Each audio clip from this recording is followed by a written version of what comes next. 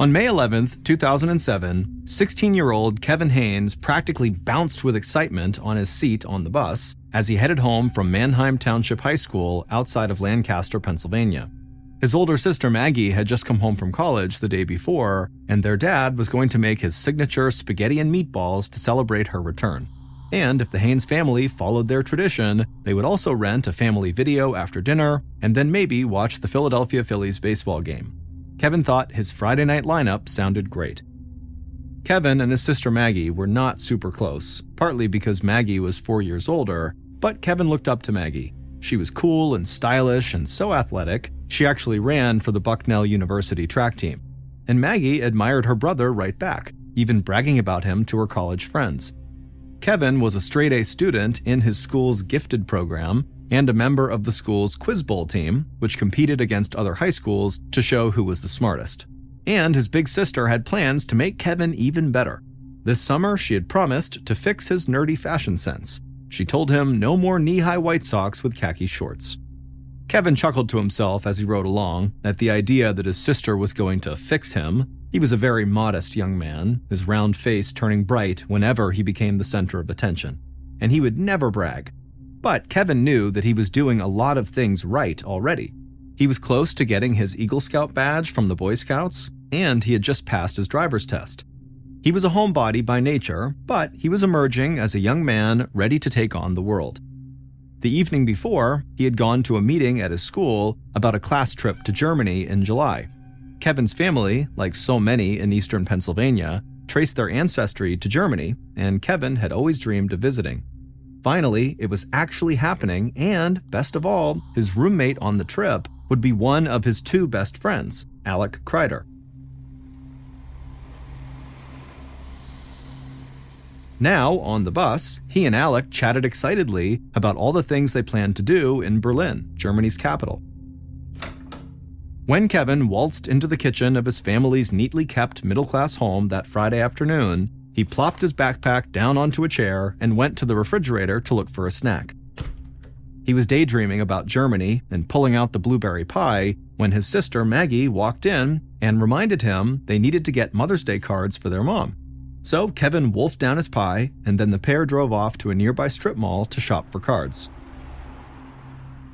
Kevin and Maggie often joked about how perfectly boring their family was, comparing themselves to the Cleaver family from the 1950s TV show Leave It to Beaver. Their father, Tom Haynes, was an industrial supply store manager who loved his work, while their mom, Lisa Haynes, taught preschool at a church school. None of them did drugs or drank much alcohol, and neither Kevin nor Maggie had ever had a serious romance. On Sundays, they all went to church.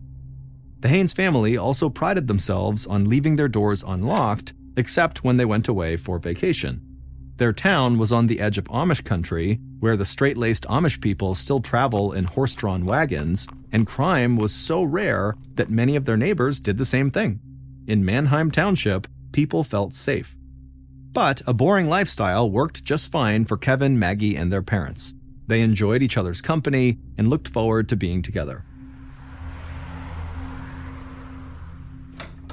Both Maggie and Kevin were back at the house by the time their father, Tom, came blazing in promptly at 5 to start getting dinner ready. Tom had recently had surgery for prostate cancer, and he still had a catheter implanted, but you'd never know it by his good cheer and energy. At 5:30, the whole family gathered around the dining room table for pasta and lots of catching up. It was Kevin's mom, Lisa's, last day of preschool, and she had been touched by the gifts that her preschool students had given her. She planned to write notes back to all of her little scholars.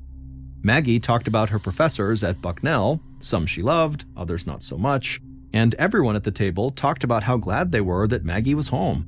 They had missed her last summer when she stayed at college to work on a biology project. Kevin loved the dinner. His dad had a magic touch with the meatballs. But Kevin didn't love the family movie that night. Maggie and his mother had picked out a romantic comedy at the local video store, and Kevin groaned as soon as his mom pulled it out of the bag. He tried to watch it, but the film seemed sentimental and dumb to him, and he could feel his eyelids drooping about halfway through. So, not long after 9 p.m., Kevin told his family that he loved them, but he needed to go to bed. Maggie teased her brother as he headed for the stairs, saying he might be the only teenager alive going to bed so early. But Kevin didn't mind. He was going to read until he fell asleep. Maggie and her parents watched the rest of the movie. Then Maggie and her father stayed up a bit longer to watch the Philadelphia Phillies beat the Chicago Cubs. By 11, everyone retired to their bedrooms, passing Kevin's darkened room along the hallway. Tom and Lisa quickly fell asleep, but their daughter Maggie was still on a college student schedule. She watched TV programs on her laptop and then chatted online with college friends until she finally nodded off around 1 a.m. An hour later, at a little after 2 a.m., Maggie was suddenly jolted awake by the sound of screaming. There were no words, just the ear-splitting screams of a man along with loud thuds as if people were wrestling, and all these sounds were coming from her brother's bedroom. Totally confused and now trembling with fear, Maggie grabbed her glasses from off the nightstand and stepped into the hallway to investigate. But the terrible noises coming from Kevin's room made her so scared that Maggie just ran back inside her bedroom, slammed the door, and sat with her back pressed against it. She tried desperately to make sense of what was happening amid all the screeching. Was there an intruder in the house who was attacking her brother? And if there was, what hope did she have of preventing the intruder from breaking into her room next? She couldn't just sit there and wait. So Maggie summoned all her courage and ran across the hall to her parents' room where the light was on. Her father was lying motionless, while her mother was sitting at the end of the bed, hunched over and crying hysterically. When Lisa Haynes saw her daughter, she told her in a voice barely above a whisper, "Go get help." Maggie didn't need to be told twice. She ran wildly down the stairs and out into the cool spring night, banging on one neighbor's door after another until finally one woman turned on a light and let her inside.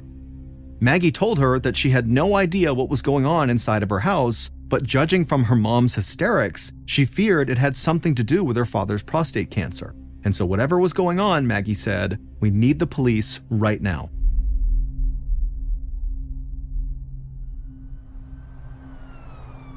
Officer Steve Newman, working the night shift just weeks after finishing the police academy, got to the scene first. He went straight to the neighbor's house where Maggie had made the 911 call. Maggie was teary-eyed and dressed in a sweatshirt decorated with a cartoon penguin, and she was totally confused about what was going on in her house across the street. She said her dad might be having some kind of health crisis, or maybe there was a home invasion going on. When Newman left the neighbor's home and went across the street and rang the doorbell on the Haynes family home, no one answered. So he opened the unlocked door and went inside, mindful that an intruder could be lurking in the darkness.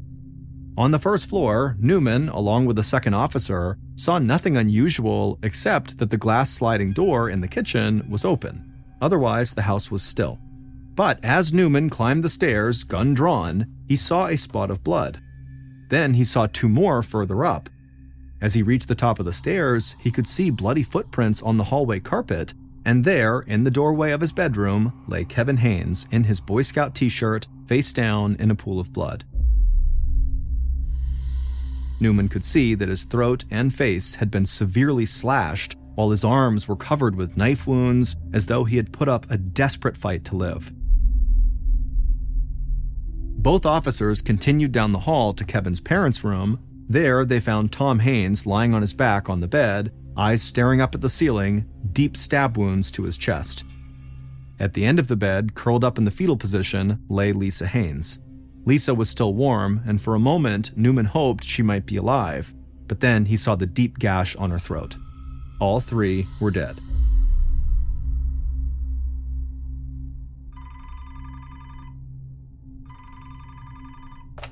Detective Alan Lead grabbed the phone on the second ring when the 911 dispatcher called a little after 3 a.m. The 57-year-old detective called himself the old dog of the Manheim Township Police, and he had plenty of experience answering emergency calls in the middle of the night. Bald and bespectacled, Lead could pass for a high school teacher, but in reality, he was a hardened investigator who had just finished investigating a shooting at a local tavern the day before. He was also a veteran of the Vietnam War who had learned a valuable lesson a long time ago: treat people the way you would want to be treated. The other detectives looked up to Lead, and they often went to him for advice about their cases. The dispatcher told Lead that something terrible had happened at 85 Peach Lane. Lead did a double take when he heard the address. Peach Lane was in one of the most peaceful and pleasant neighborhoods in the whole town, an area where police were seldom called.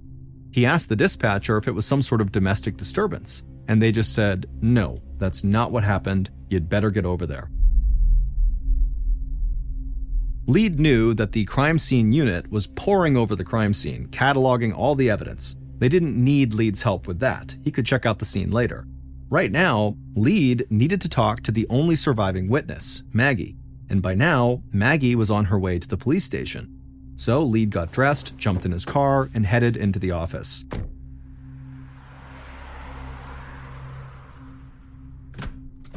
Maggie was already in an interview room talking to another detective when Lead arrived, and the detective excused himself to brief Lead on how it was going. The whole conversation was making him uncomfortable, the detective said. Maggie seemed relaxed and chatty, and she kept talking about her family in the present tense as though they were not dead. The detective said she didn't seem like a woman who had just lost her entire family. Lead looked through the one-way glass into the room where Maggie was still sitting, occasionally looking up and smiling in their direction. Other times, she smoothed her hair and sat with her hands folded on her lap as though she was just awaiting instructions. The other detective was right. She certainly did not seem heartbroken. But Lead said that the most important thing they could do right now would be to get as much information out of Maggie as they could. For all they knew, the killer could be planning to strike again, so time was of the essence. He asked the detective to get a written statement from Maggie that included everything she could remember about the evening, no matter how minor it seemed to her. The tiniest detail could turn out to be a critical clue. So the detective set Maggie up with a laptop computer and gave her an assignment. Tell us what happened. And Maggie took it to heart, typing page after page about everything that took place since she returned home from college. She wrote about the TV shows she watched and how her parents didn't understand the TV show Grey's Anatomy. She wrote about doing a crossword puzzle with her mother, and she wrote about the score in the Phillies game that she watched. But when Maggie got to the moment that she heard screaming from her brother's bedroom, her account became less and less specific. She never saw the intruder. She didn't realize her parents had both been stabbed, even though she was in their bedroom with the lights on. And she never investigated what was causing all the noise in her brother's bedroom. When she needed to describe her reaction to learning that her family was dead, she wrote simply, quote, "and you know the rest," end quote. Lead and the other detectives didn't know what to think. Some details in Maggie's statement were touching, depicting an unusually close family. But it's a basic principle in police investigation that when a witness fills their statement with irrelevant details, they may not be telling the whole story. Lead didn't think of Maggie as a suspect, but it did seem odd that the killings came just 2 days after she returned home from college and that she was miraculously spared. It was also strange that she had seen so little of the loud, bloody attack unfolding all around her in her home. But Lead thought to himself that Maggie's performance was so bad that she had to be telling the truth. After all, if Maggie was connected to the crime in any way, wouldn't she put on a major display of grief to cover her tracks?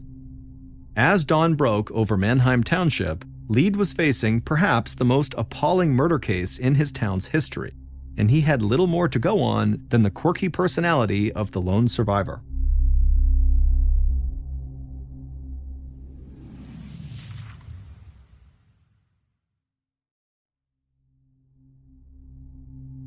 The slaughter of a respectable family in a picture-perfect neighborhood where people leave their doors unlocked was an irresistible story to the national news media.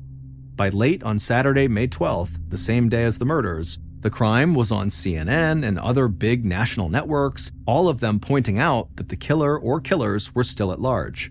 The people of Manheim Township were scared that a psychotic killer was on the loose in their community, and police started giving Maggie around-the-clock security protection. For Alan Lead and the other detectives working the case, the media coverage triggered dozens of calls from people who said they knew something about the crime, but almost certainly didn't. One woman called to report 3 Hispanic men in a black Chevy cruising the neighborhood near the crime scene. Perhaps they were involved. A man called to report 2 young people dressed in goth clothing who spit on him. Maybe they were the killers. One couple who called in actually volunteered the use of their bloodhound dog, Nellie, which initially seemed like a smart idea to Lead. So Lead let Nellie sniff blood spatters at the crime scene and then turned her loose. And Nellie took her handlers, as well as the police, on a zigzagging tour of the business district before finally leading them to a burger restaurant that Nellie thought smelled delicious. And it was at this point that her handlers admitted that Nellie very likely had no idea where the Haynes' killer had fled. The police had no solid suspects, but their crime scene investigation at least gave them some clues. It appeared that the killer, or killers, had struck the parents first, then savagely attacked their son, Kevin, leaving blood everywhere, including on the bottom of the killer's shoes. That's what left the bloody footprints in the upstairs hall. If they could find the shoes that matched the prints, they would have their killer. Despite the extreme violence, there was no sign of robbery. Lisa Haynes' jewelry and other valuables in the house were undisturbed. Whoever killed the family had likely targeted them for some reason other than money. And the viciousness of the attack on Kevin specifically made police suspect that Kevin might have been the primary target. There was also one other disturbing detail at the crime scene. They found blood in the downstairs bathroom, as though the killer had taken the time to clean up before leaving the murder scene. Their killer, it seems, was not remotely in a hurry. Maggie's role in all of this, if any, remained a mystery. Almost immediately, rumors spread that a former boyfriend of Maggie's could be the killer, but Maggie had never had a serious boyfriend. Lead asked an FBI analyst to read Maggie's written statement to see if he saw signs of deception about the murders. The analyst said they did not. And so it seemed to Lead that people were gossiping about Maggie mainly because she was the only family member to survive. The police began interviewing everyone who knew the family, hoping that they might gain some insight into who would want to hurt them. But the Haynes family were a tough family to hate. Person after person reported how decent and friendly they all were and how they always tried to do the right thing. Kevin had two best friends, Alec, who he was going to Germany with, and Warren Tobin, who he had known since elementary school and ate lunch with in the school cafeteria most days. These three were so close that they called themselves the Three Musketeers. If anyone would know who might hate Kevin and his family enough to kill them, it would be Alec or Warren. But the detective who called them came away with few concrete leads. Warren, who was choking back tears, said that Kevin got along with everyone. He said Kevin didn't socialize much, but he was always helpful to his classmates and no one seemed to pick on him. Warren said all of the Haynes family members were extremely nice and he couldn't understand why they had been attacked. Kevin was even closer to Alec, who lived just a half-mile away. Not only were they going to Germany together, but they were well known at the high school for their good-natured cafeteria debates about everything from religion to politics. But Alec said he was just as baffled as Warren. When Warren called him on Saturday with the horrible news, Alec said he initially thought Warren was just making a terrible joke. He said he couldn't think of a single person with a bad opinion of Kevin, except for perhaps a couple of students in math class who occasionally teased him. But it seemed like no big deal to Alec.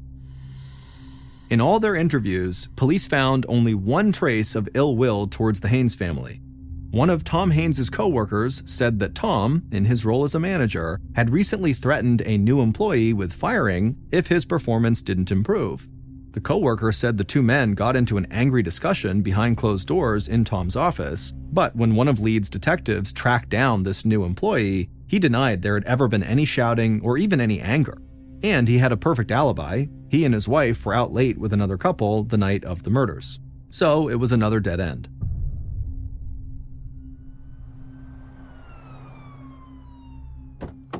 Then, on May 15th, so 3 days after the murders, Lead got a call from an alert trooper in North Carolina who had pulled over two men in their 20s for speeding and then discovered they had been smoking marijuana as well.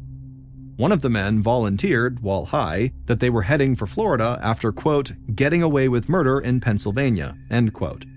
The trooper was aware of the Haynes family murders, and so he searched this vehicle closely until he found a knife. Both of these men were locked up in the Johnson County Jail, the trooper told Lead, if he wanted to send someone to question them. For the first time in 4 days, Alan Lead felt hopeful, and he practically skipped out of his office into the squad room to tell the other detectives about this new hot lead. He told them how one of these suspects even had lacerations on his right hand. The guy claimed the injury was from a sawmill, but those cuts could also come from violently murdering people. Lead told his team, "We may have our killers." At Lead's request, the FBI had already done an analysis of the bloody footprints in the hallway. They came from size 12 Hush Puppies, a casual shoe brand. So Lead called the Johnson County jailer and asked him to send a photocopy of the soles of the two men's shoes. The jailer was happy to oblige, and a few minutes later, Lead received a fax from North Carolina. The pictures were disappointing. The two men were wearing sneakers, not Hush Puppies, and neither was a size 12. But Lead knew they could still be the killers, so he asked for a DNA sample from both of the jailed men that could be compared with DNA from the crime scene. Once again, the jailer was happy to help, and once again, the results were disappointing. A few days later, the crime lab told Lead that none of the DNA from the men in jail in North Carolina matched the crime scene. They were not the murderers. Feeling very discouraged, Lead thought to himself, maybe they were thinking about this case all wrong. The FBI had told investigators that the murders had the earmarks of a crime by someone who knew their victims, not a crime committed by strangers. The killer or killers had used a knife, which is a very intimate murder weapon, and the attack on Kevin seemed an act of pure hatred. And whoever had done this did seem to know their way around the house, likely knowing that the Haynes did not lock their doors. Maybe, Lead thought to himself, investigators needed to keep looking closer to home. On May 19th, so a week after the murders, people crowded into the Otterbein United Methodist Church for a memorial service for the Haynes family. It was a church that had long been at the center of the family's life. Kevin's grandmother was one of the church's founders, while Tom had served as a trustee. The crowd grew so large that volunteers hastily set up folding chairs at the back of the church to accommodate the overflow. All the while, a Pennsylvania state trooper videotaped everyone coming in the door, and local police were stationed all over the building just in case the killer might reveal themselves. Moments before the service was about to start, Detective Lead escorted Maggie and her other family members into the church, where they somberly took a seat in the front row. The entire chamber immediately fell silent, except for the sobs of Warren Tobin's sister. The pastor spoke about the mystery of evil and the promise of the afterlife for the faithful Tom, Lisa, and Kevin Haynes, providing some comfort amid such a staggering loss. But then the pastor invited Lisa Haynes' brother to the podium, and his message sent a shiver through the entire congregation. He talked about the profound impact the murders were having on the Haynes family, as well as the larger community, and he called on the killer to come forward and ask Maggie for forgiveness. He said the killer might even be here right now at this memorial service, posing as a grieving friend or loved one. For Kevin's friend, Alec, who was seated with the German teacher who would have chaperoned Alec and Kevin to Germany that summer, the message that the killer might be in that room was overwhelming. By the time the service was over, Alec had balled up his fists, his face was glowering, and when several girls tried to comfort Alec and give him a hug, he grew rigid and stepped back. Alec stalked off to his father's car where he sat fuming, and when his dad got in, he asked what was going on. Alec said he was furious at all the hypocrites in the service who never cared about Kevin when he was alive, but now that he was dead, everyone was acting so sad in public like he mattered to them. But he didn't. They didn't care. And in fact, Alec was now convinced, like Lisa Haynes' brother, that the killer had to be one of those hypocrites. They were there in the church. He knew it. By May 22nd, so 10 days after the murder, Lead and his team were no closer to making an arrest, and the detectives were starting to disagree amongst themselves about how to move forward. Several believed that Maggie had not told them everything she knew. Maybe Maggie was not involved in the crime, but she could be holding back details about the family's history or something that happened on the night of the murder that could help them solve the case, and so they wanted to bring Maggie back to the police station for more questioning. Lead didn't like the idea. Maggie had answered their questions over and over again, often giving investigators more details than they really wanted. What more could she have to say? And Lead feared that Maggie might have a serious emotional breakdown if they asked the same questions again, as though they didn't believe her earlier answers. But Lead ran the team like a democracy, and when the other detectives outvoted him, he agreed to question Maggie one more time. At 11 a.m. that morning, Lead walked into an interview room and sat down across from a now somewhat resentful Maggie Haynes. But to Lead's surprise, Maggie did have more to say. As Lead asked question after question in his gentlest voice, Maggie energetically responded. As Maggie recalled the unfolding attack on her family, she said she could smell the blood when she stepped from her bedroom out into the hall. When she got to her parents' room, she couldn't see any blood, she said, but her mother was so upset that when she asked her to go get help, Maggie didn't ask any questions. She just went and got help. In the moments after Maggie had learned that her parents and brother were dead, she said the first person she wanted to call was the head of her prayer group at college. She wanted to know why God would let something so terrible happen. And then Maggie started to cry. By the time she walked out of the police station, Alan Lead was convinced of two things. One, Maggie had nothing to do with the crime. And two, she had told them everything she knew. Over the next 2 weeks, tips about the Haynes murders continued to come into police, but the results were much the same. They put a microphone on one informant who claimed that a guy named Amani had confessed to invading the Haynes' home and then, quote, taken care of, end quote, the people inside. But after 2 weeks of eavesdropping on Amani's conversations, all police heard about was Amani bragging about women, drugs, and guns. He did not seem to know anything about a triple murder. Meanwhile, one of Kevin's best friends, Alec Kreider, who had become really angry at the memorial service, convinced the killer was amongst them, he started to break down. In the first days after the killing, his parents worried that he was keeping his grief about Kevin's death inside, becoming even more silent and withdrawn than usual. Alec had never had an easy time expressing his feelings, and he didn't have a lot of close friends aside from Kevin and Warren. And then, in early June, 3 weeks after the murder, Alec began talking about suicide on the phone with a girl he had a crush on. Her name was Carolyn. On June 5th, he told Carolyn he had a loaded gun and he didn't think he was going to make it through the week.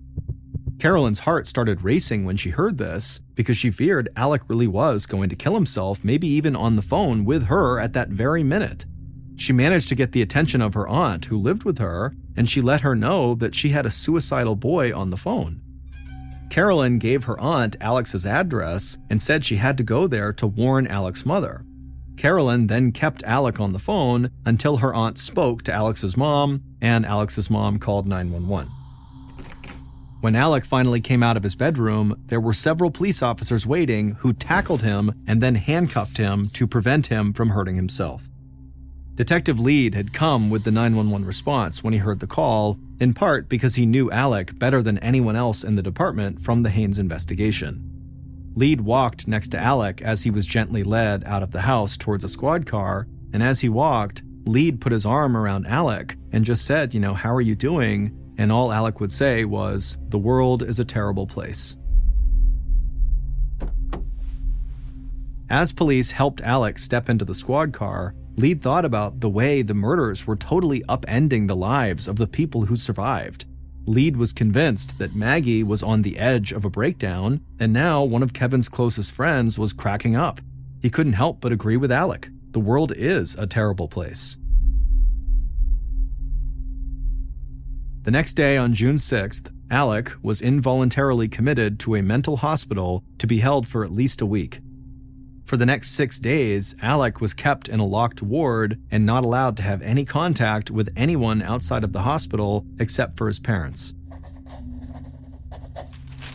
All the while, Alec wrote letters that he intended to send to Caroline. Finally, on June 12th, Alex's parents were scheduled to come to the hospital for a family therapy session, and Alec was looking forward to seeing them. But Alex's parents had bad news. Carolyn did not want to have a romantic relationship with him. After all the suicide talk and threats of violence, Carolyn's aunt told them that the teen only wanted to be friends, nothing more. The second Alec heard this, he seemed to just crumple in his chair and let out a laugh that was anything but amused.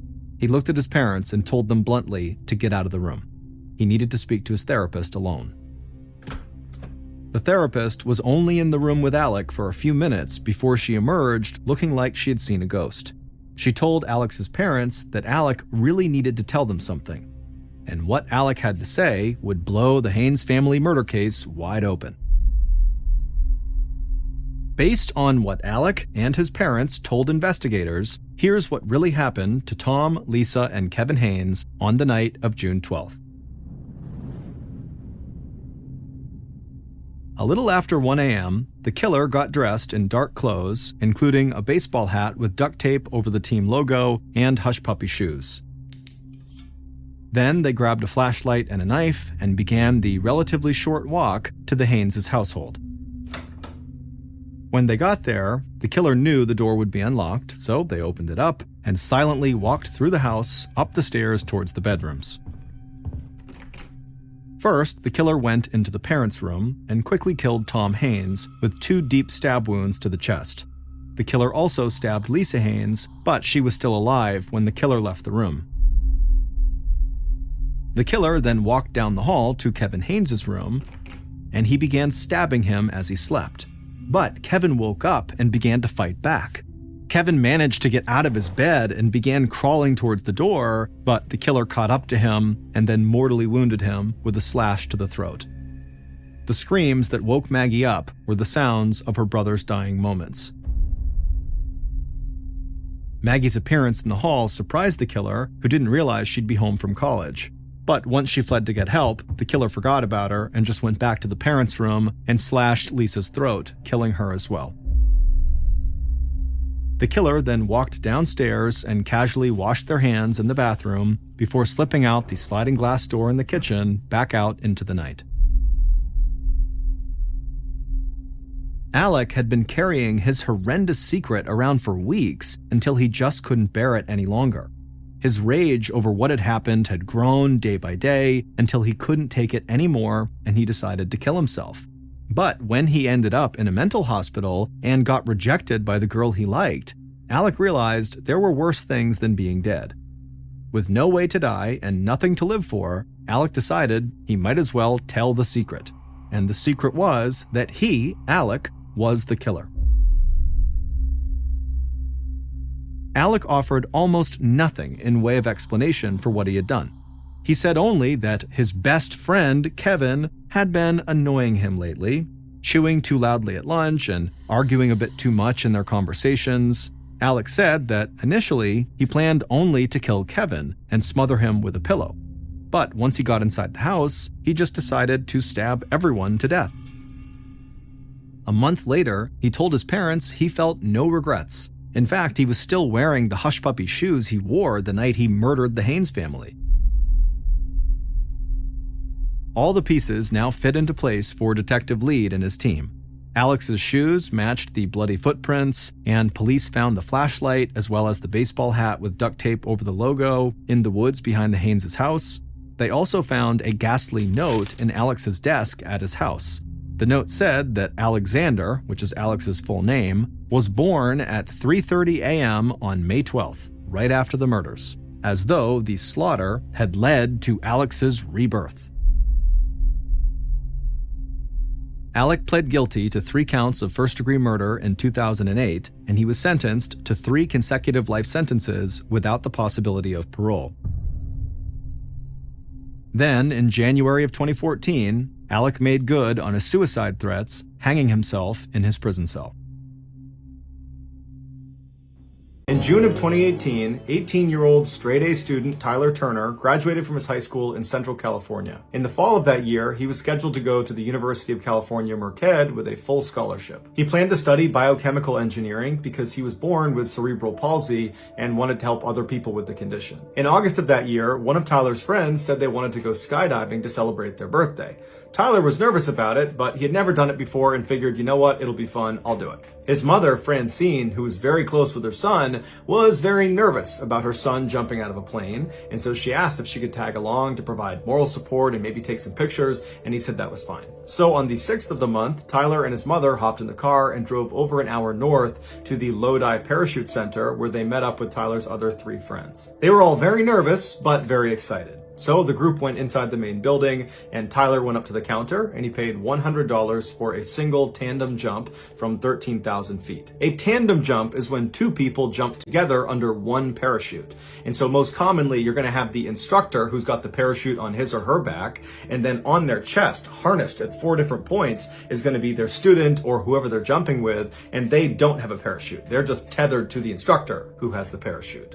And so in this case, Tyler would be strapped on to his instructor. And so the advantage for Tyler as a first-time jumper is that he would not need to do anything once they're in free fall. The instructor would be 100% in control of keeping them steady in the air, of pulling the parachute, of dealing with any malfunctions, of flying the canopy, and of landing. It's all done by the instructor. After paying, Tyler and his mother walked over and met his instructor, the guy he'd be strapped onto. It was a 25-year-old man named Young Kwan who told him he had jumped over 700 times. And so Young told Tyler that he needed to watch a safety video before they did anything else. And so Tyler and his mother walked into the room, they sat down, the TV turned on, and a very simple safety video came on. And partway through it, another instructor walked in and just turned it off and told Tyler and his mother, you've seen enough, you guys can go. Francine was a little bit alarmed at this behavior because it seemed odd to skip over safety when you're jumping out of a plane for the first time, but she figured, you know what, they must know what they're doing, I'm sure it's fine. Just before 10 a.m., Young helped Tyler get into his tandem jump harness that would allow him to connect onto Young's chest, and then afterward, Tyler walked over to his mom, gave her a big hug,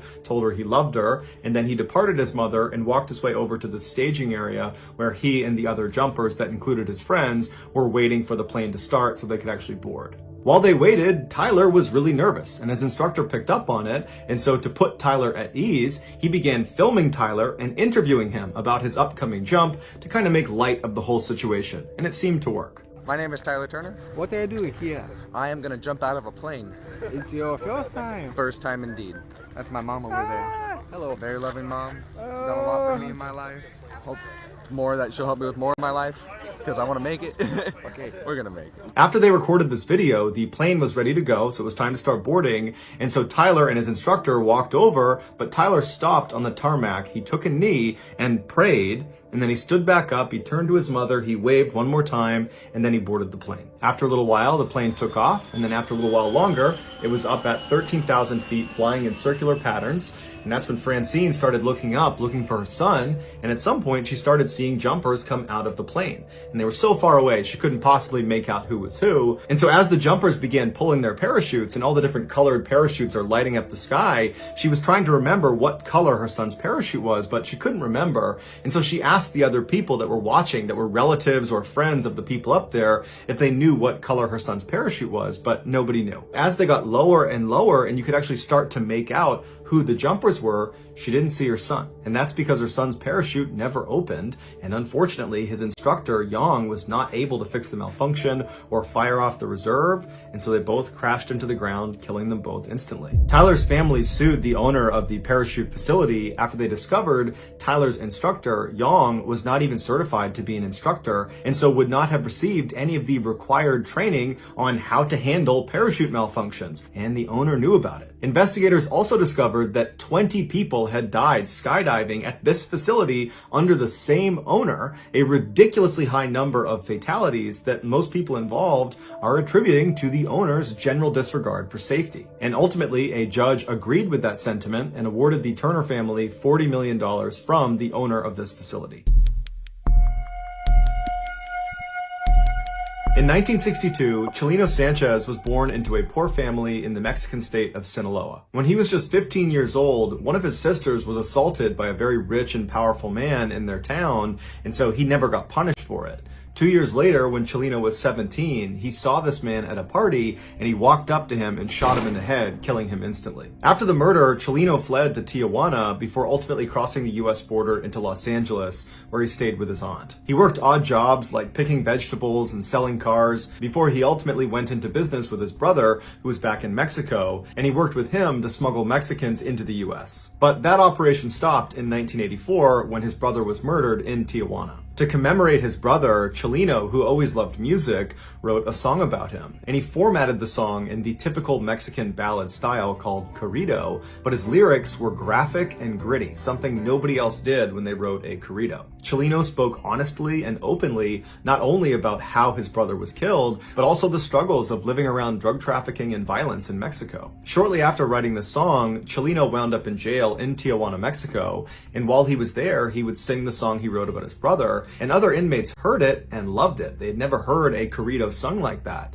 And so they asked Chelino if he would write songs about them and their exploits. Soon, Chelino was being commissioned by all these inmates in this prison to write their songs in exchange for money and for favors. When Chelino got out of prison, his unique songwriting abilities had spread beyond the prison walls to other criminals and drug traffickers and kingpins in Mexico, and before long, Chelino was being approached by those people to write their songs. His corridos pioneered a new subgenre of music called narco corrido for their ties to the narcotics industry. Some people today compare the style and lyrics of the narco corrido to gangster rap. By 1987, Chelino's music was not just being shared amongst his paying clients. It had spread into Los Angeles and all over Mexico and was becoming very popular, even though it wasn't being played on the radio because radios thought his lyrics were too graphic. And so it was spreading largely because of word of mouth and because Chelino himself would go to car washes and street corners and he would sell his cassettes to anybody who would take them. By 1991, Chelino was so famous that he actually went on tour, and everywhere he went, the venue would be completely sold out. But given what his narco corridos were about, largely about drug trafficking and the people that are involved in that ecosystem, the people that would actually come to his performances were often rough and dangerous people, or were at least tied to rough and dangerous people. In 1992, when Chelino was performing in California, while he was on stage, this 33-year-old guy rushed onto stage with him and drew a gun on him, and Chelino, who was always carrying a weapon himself, drew his pistol and fired at this guy first. And then what ensued was this crazy gunfight on stage, practically point blank, between Chelino and this guy. And they both managed to shoot each other. Chelino got shot in the lung, and this guy got shot in the mouth. They would both survive. But 8 audience members also got shot, and one of them actually died. This made international headlines, and by all accounts, should have devastated Chelino's career. But in fact, it had the opposite effect. It made him 10 times more famous because Chelino, he was representing narco corrido music. And so in being the face of that, he kind of represented drug trafficking and criminals and outlaws all over Mexico and in the United States. And so he was kind of representing a very tough group of people. And so for him to have stood his ground on stage and shot first at this guy coming to attack him, it made him look brave. It made him look like a warrior. It validated him as the right person to be the face of narco corridos. But Chelino also understood that this probably was not the last time that someone was going to try to hurt him. That in virtue of being the face of narco culture, there's bound to be people that are very violent that don't like him, and they might come after him too. And so he actually told his inner circle that he thought his days were numbered, that at some point someone was going to kill him. 4 months after the shootout, Chelino was back home in Sinaloa, Mexico, performing at a concert that his friends had told him he shouldn't do because he had lots of enemies in his hometown. But Chelino really wanted to do it. He got into the venue, he got on stage, his band was getting ready, thousands of people were coming into the audience, and before the show started, somebody handed him a note. And so Chelino takes the note, he's smiling, he's kind of looking around at the crowd, and then he looks down at the note and he reads it, and right away his expression completely changes. He looks distressed, he rubs his brow, he frowns, he kind of looks up at the crowd like he's looking for someone, and then he just goes blank in the face, and he's looking out like he's looking past the crowd. And it's this long period of time where he's just blank staring into the audience. And then all of a sudden he just snaps out of it, takes the note, puts it in his pocket, picks up the microphone, and proceeds to give one of his best live performances to date. After the concert was over, Chelino made a special effort to say bye to everybody in his band, and he said bye to some people in the crowd, and then finally, after this kind of long drawn out goodbye, he walked out the back door. Shortly after, he was kidnapped, tied up, and then shot in the back of the head, execution style. It would turn out that note he received on stage was from his killers, who we don't know exactly who they are still to this day, but the note said, after this performance, we're going to kill you. And so that was the reason Chelino was so distressed, because whoever it was, he obviously understood it was a credible threat. But instead of panicking, he just decided he would give an amazing performance and then face his destiny. And so when he went outside, he knew he was going to get murdered. and he did. Here is the moment Cellino was handed that note on stage, informing him he had been marked for death.